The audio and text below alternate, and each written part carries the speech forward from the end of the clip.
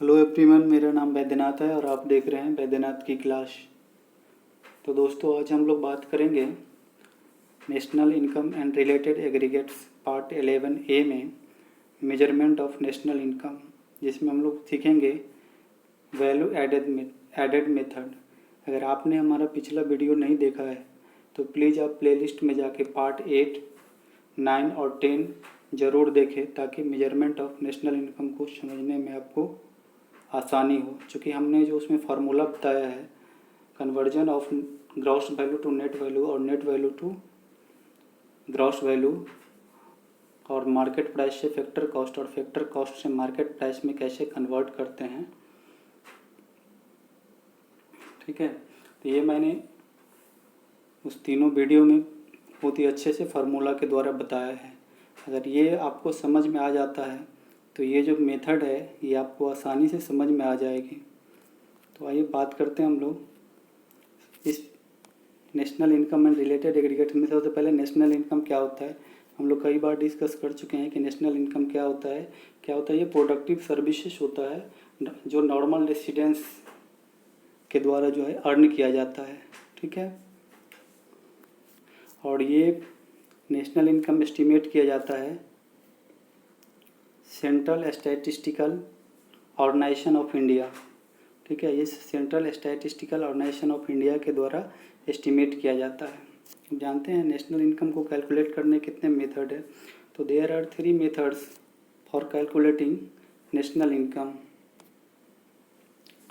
First है value added method. Value added method कोई product method भी बोलते हैं, इन्वेंट्री मेथड भी बोलते हैं, नेट आउटपुट मेथड भी बोलते हैं, इंडस्ट्रियल ऑरिजिन मेथड भी बोलते हैं और कमोडिटी सर्विस मेथड भी बोलते हैं। नेक्स्ट है इनकम मेथड। इनकम मेथड को डिस्ट्रीब्यूटिव मेथड भी बोलते हैं, फैक्टर पेमेंट मेथड भी बोलते हैं, और लास्ट है एक्सपेंडिचर मेथड, ठीक है। तो आज हम लोग वैल्यू एडेड के बारे में बात करेंगे। तो मेजरमेंट ऑफ नेशनल इनकम को समझने के लिए हम थोड़ा उसको प्रैक्टिकल एस्पेक्ट से देखने की कोशिश करते हैं। तो प्रैक्टिकल एस्पेक्ट में हमने ये जो आप पिक्चर देख रहे हैं, ये बच्चा है, ठीक है। और बच्चे में कैसे वैल्यू एडेड करके फिर वो इनकम जनरेट करता है, और इनकम जनरेट करने के बाद क्या होता है, वो एक्सपेंडिचर करता है। तो सबसे पहले जानते हैं कि वैल्यू एडेड कैसे होता है। तो वैल्यू एडेड कैसे होता है हम इसके थ्रू समझते हैं। ये जो बच्चा अभी चाइल्डहुड में, बचपन में है, वो फिर क्या होगा, वो अपनी पढ़ाई पूरी करेगा। ये नर्सरी, LKG, UKG, 11, 12, और बाद में या तो ये डॉक्टर बनेगा या इंजीनियर बनेगा। तो सबसे पहले क्या हुआ, इसमें वैल्यू एडेड हुआ। वैल्यू एडेड कैसे हुआ, उसने अपने समय को इन्वेस्ट किया, इसने 10 से 12 साल जो लगाया और उसके साथ जो पैसा खर्च किया, तो क्या इस समय का इन्वेस्ट करके क्या हुआ, उसने अपने वैल्यू को जनरेट किया। और जब ये वैल्यू को जनरेट किया, तो वैल्यू को जनरेट करने के बाद ये क्या हुआ, ये डॉक्टर बना, इंजीनियर बना, CA बना, फैशन डिजाइनर बना, कुछ भी बना। तो क्या हुआ, इसमें क्या हुआ, इसका वैल्यू ऐड होते गया और एक दिन क्या हुआ, ये कंप्लीट प्रोफेशनल बन गया। फिर वो क्या करेगा, इनकम जनरेट करेगा। और जब ये इनकम जनरेट करेगा तो उसके बाद क्या होगा, जब उसके पास जो इनकम आएगा तो उसको खर्च भी करेगा। तो ये जो सर्कुलेशन हो रहा है, ठीक है, ये जो सर्कुलेशन हो रहा है कि ये जो प्राइमरी से फिर क्या जा रहा है, सेकेंडरी, टर्सरी, तो इस तरह से क्या हो रहा है, वैल्यू जो एडेड हो रहा है। तो मतलब अब हम लोग जो भी पढ़ेंगे सब यही पूरा का पूरा यही कंसेप्ट है। आप किसी भी प्रोडक्ट में ले ले, सेम चीज़ होता है, ठीक है, कि उसमें फेज वाइज, ठीक है, फेज वाइज वैल्यू एडेड होते जाता है और उसका मार्केट प्राइस भी क्या होता है, बढ़ते जाता है। यही कंसेप्ट है, और इसी कंसेप्ट के थ्रू जो है हम लोग समझने की कोशिश करेंगे कि वैल्यू एडेड मेथड क्या है। तो ये आपको प्रैक्टिकल एग्जांपल्स के थ्रू आपको समझ में आ गया होगा कि ये बच्चा, इस बच्चे में क्या होता है, वैल्यू एडेड होता है, फिर ये डॉक्टर इंजीनियर बनता है और बाद में क्या होता है, एक्सपेंडिचर करता है, ठीक है। ये एक ओवरव्यू था। अब हम लोग उस एक एग्जांपल्स के थ्रू समझने की कोशिश करते हैं कि वैल्यू एडेड मेथड होता क्या है, ठीक है। तो value added method is use to measure national income in different phase of production in circular flow. ठीक है, इज और value added is the difference between the value of output of enterprises and the value of its intermediate consumption. ये keyword हमें समझना हो कि value of output क्या होता है। वैल्यू ऑफ आउटपुट करने का मतलब ये हो गया कि जब हम किसी भी प्रोडक्ट में वैल्यू एडिशन करते हैं तो जो एडिशन करते हैं तो पहले की अपेक्षा उसका क्या होता है, मार्केट वैल्यू क्या होता है, बढ़ जाता है। ठीक है, और इंटरमीडिएट कंजम्पशन क्या होता है कि अगर हम प्रोडक्शन के फेज में लैंड लेबर कैपिटल और एंटरप्रेन्योरशिप इसको छोड़ के जो कुछ भी हम यूज करते हैं, जैसे कि आपका रॉ मटेरियल हो गया, ठीक है, फ्यूल हो गया, पावर हो गया, तो जो भी हम यूज करते हैं दैट इज इंटरमीडिएट कंजम्पशन, यानी कि हम उसको प्रोडक्शन के समय में मतलब प्रोडक्शन होने से पहले यूज करते हैं। ठीक है, तो इसे बोलते हैं इंटरमीडिएट कंजम्पशन। ठीक है, इसका एग्जांपल सबको raw material, fuel, power, etc है। ठीक है, अब हम जानते हैं कि when domestic consumption is given, तो इंटरमीडिएट कंजम्पशन क्या होगा, डोमेस्टिक कंजम्पशन प्लस इंपोर्ट क्या होता है, जो बाहर से हमने मंगाया, फ्यूल मंगाया, रॉ मटेरियल मंगाया। तो अगर डोमेस्टिक कंजम्पशन जो हम अपने देश में जो यूज कर रहे हैं और साथ में जो हमने इंपोर्ट किया, तो टोटल इंटरमीडिएट कंजम्पशन हमारा क्या हो जाएगा, डोमेस्टिक इनकम प्लस इंपोर्ट। ठीक है, तो value added is known as gross value added at market price.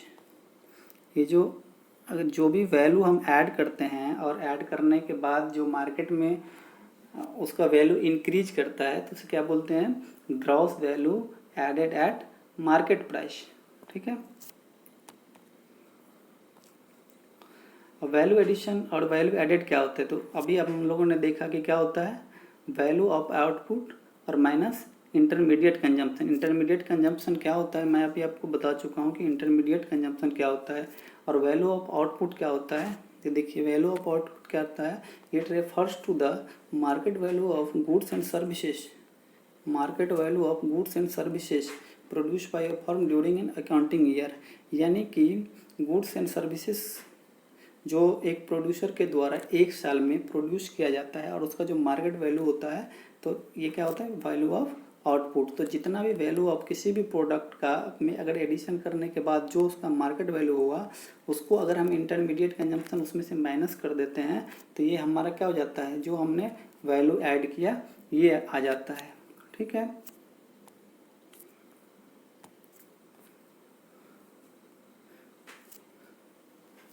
Next, value added of the all producing enterprise within the domestic territory of a country during an accounting year equal to GDP/MP। Same चीज़ है,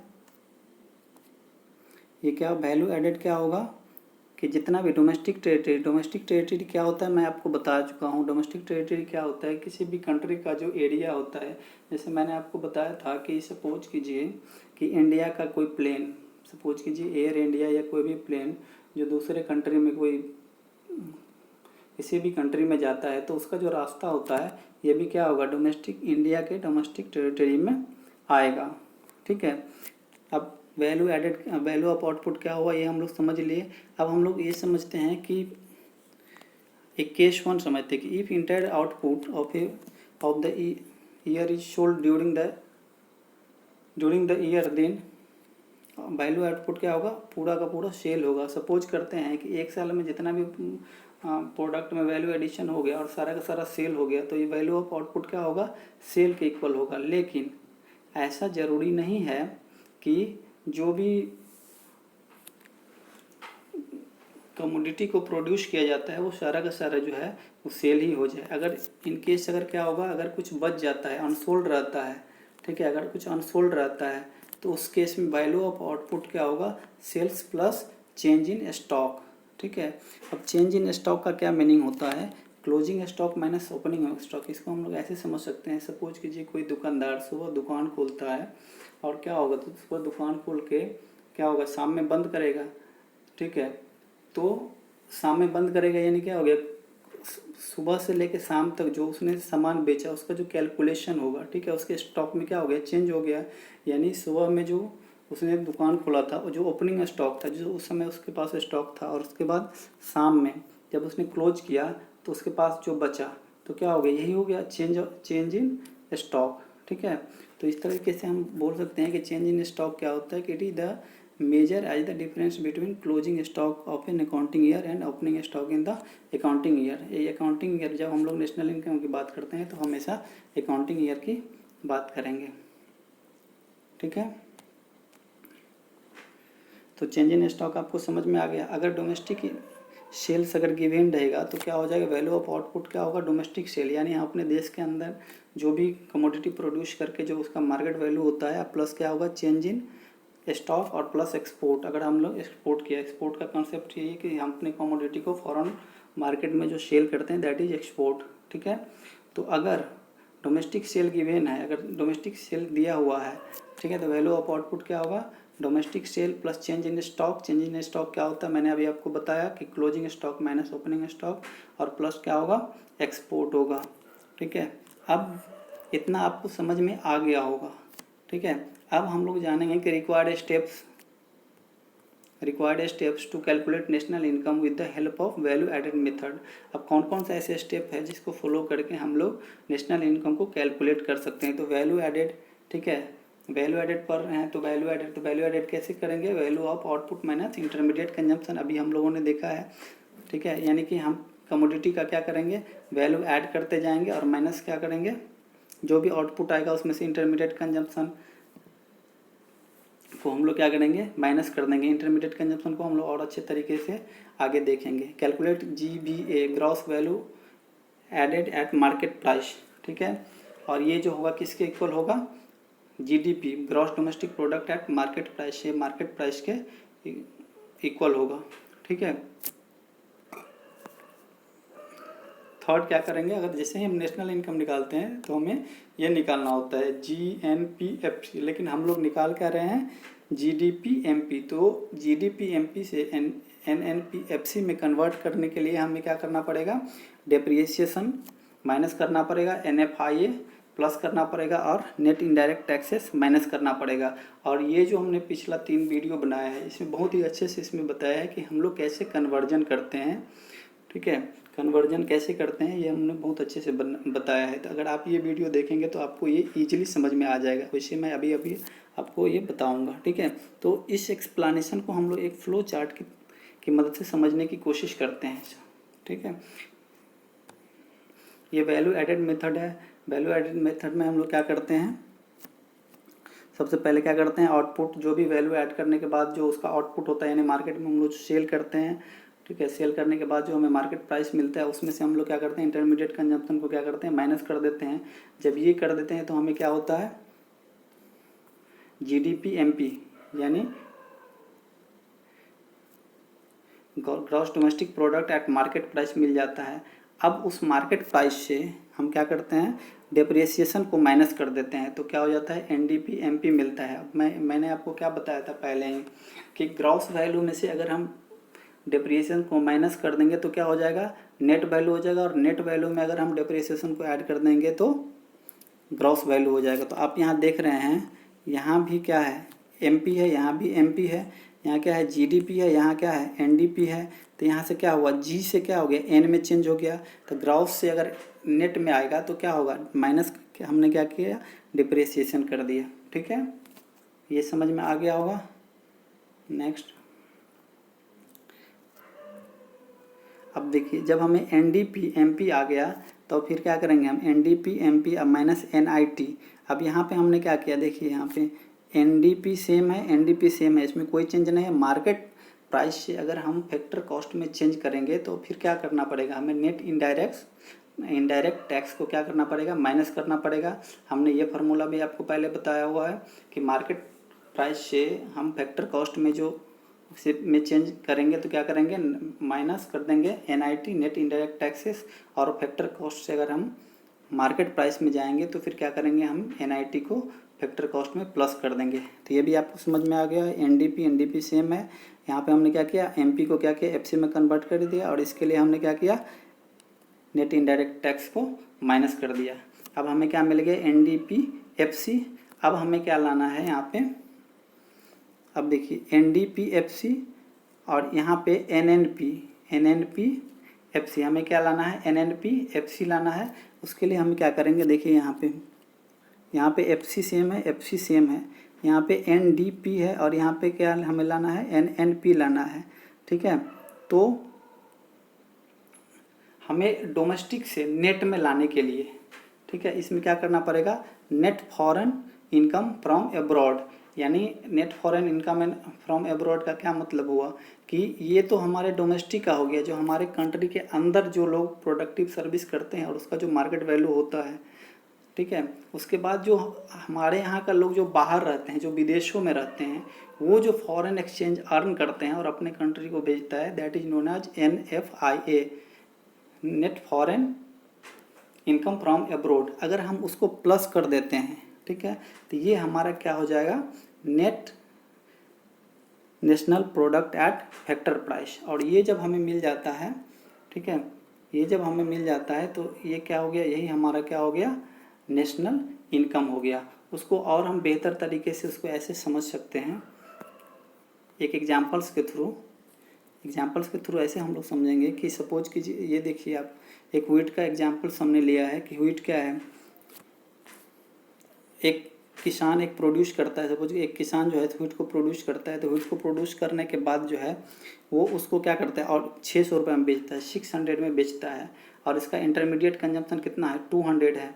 ठीक है, intermediate consumption का क्या मतलब, उसने irrigation में लगाया पैसा, फिर फर्टिलाइज़र, पेस्टिसाइड, इसमें जो पैसा लगाया ये कितना हो गया, ये 200 हो गया। ठीक है, और 600 में उसने उस कमोडिटी को सेल कर दिया। तो 200 इंटरमीडिएट, तो हम लोगों ने अभी क्या देखा है कि output, value of output minus intermediate consumption, यही क्या हो गया, वैल्यू एडिशन होता है। तो इसने क्या किया, 400 का क्या किया था, इसने वैल्यू ऐड किया था। ठीक है, अब इसके बाद फिर देखिए, इसके बाद जो है जब ये अब क्या किया, इससे जो है तो फ्लोर मिल वाला ले गया, फ्लोर मिल वाले ने क्या किया, इसको क्या किया कि आटा बनाया, और उसने क्या किया, फिर उसको 800 में क्या किया, सेल कर दिया। जब ये 800 में सेल करता है तो 600 में उसने खरीदा और 800 में सेल कर दिया। तो फिर ये क्या हो गया, इसके लिए ये क्या हो गया, वैल्यू एड कितना किया उसने, 200 ऐड किया। अब इसके बाद जो है ये बेकर वाला क्या करता है, उसको बेकर वाला क्या करता है, 800 में जो ये खरीदता है, फिर बेकर वाला क्या करता है, 1000 में क्या करता है, ये उसको बेच देता है। तो जब ये 1000 में बेचता है तो क्या होगा, इसका इंटरमीडिएट कंजप्शन कितना हो गया, 800 हो गया। ठीक है, और उसके बाद जो है 1000 माइनस 800, 200 क्या हो गया, इसका वैल्यू एडेड हो गया। ठीक है, अब उसके बाद जो है बेकर भी क्या करता है, ब्रेड वगैरह बना के फिर क्या करता है, ये शॉपकीपर को बेच देता है। जब शॉपकीपर को बेच देता है ये, ठीक है, तो शॉपकीपर को बेच देता है तो फिर इसका इंटरमीडिएट कंजम्पशन कितना हो जाएगा, इंटरमीडिएट कंजम्पशन कितना हो जाएगा, 1000 हो जाएगा। ठीक है, और 1000 तो उसने कितना किया, वैल्यू एडेड कितना किया उसने, 200 का किया। ठीक है, तो अब अगर हम वैल्यू ऑफ आउटपुट ये अब अगर हम देखें तो कितना हो गया, टोटल वैल्यू, यानी यहाँ वैल्यू एडिशन हुआ, यहाँ वैल्यू एडिशन हुआ, यानी इसने वैल्यू एडिशन किया, फिर इसने किया, फिर इसने किया, फिर इसने किया, इसने ने फाइनली बेच दिया। और बेचने के बाद जो है तो क्या करता होता है, ये फाइनल कंज्यूमर के पास चला जाता है और उसका फाइनली कंजम्पशन हो जाता है। उसके बाद जो है ये वैल्यू एडेड मेथड पूरा ख़त्म हो जाता है। तो ये जो टोटल आउटपुट हुआ, ये जो टोटल आउटपुट हुआ, ये कितना हो गया, 2400 का हुआ। ठीक है, अब 2400 का क्या हुआ, ये टोटल आउटपुट हुआ। अब देखिए, और ये जो टोटल वैल्यू एडिशन कितने का हुआ, टोटल वैल्यू एडिशन कितने का हुआ, 800 का हुआ। ठीक है, और इंटरमीडिएट कंजप्शन जो बीच का खर्चा है कितना, 16 का, अगर हम दोनों को ऐड कर देते हैं तो इसके इक्वल हो जाएगा। ठीक है, अब यहाँ पे ये देखिए, यहाँ पे पूरा का पूरा यही दिया हुआ है जो मैंने अभी आपको बताया है, सेम चीज़ इसमें दिया हुआ है। तो तो मैंने आपको इसलिए यहाँ पे दिया है ताकि आप इसकी मदद से एक नोट्स बना सकें, ठीक है, और आपको समझने में आसानी हो, ठीक है। तो यही था हमारा वैल्यू एडेड मेथड कि किसी भी प्रोडक्ट को हम लोग क्या करते हैं, जब वैल्यू ऐड करते जाते हैं, ठीक है, और जब तक उसमें तब तक ऐड करते हैं जब तक किसी फाइनल कंज्यूमर के द्वारा ये पूरी तरह से कंज्यूम न कर लिया जाए, ठीक है। तो आई होप कि आपको वैल्यू एडेड मेथड के बारे में समझ में आया होगा, ठीक है। नेक्स्ट हम लोग देखेंगे national income and related aggregates में देखेंगे कि इस वैल्यू एडेड मेथड में हमें क्या क्या प्रिकॉशन लेना चाहिए, ठीक है, और उसमें प्रॉब्लम ऑफ डबल काउंटिंग क्या है, ये लोग हम लोग नेक्स्ट स्लाइड में देखेंगे। तो आपको ये वीडियो कैसा लगा हमें कमेंट सेक्शन में लिख के ज़रूर बताएं। अगर अच्छा लगा हो तो लाइक करें, शेयर करें, खुश रहें और हमारे चैनल को सब्सक्राइब करना ना भूलें। Thanks for watching.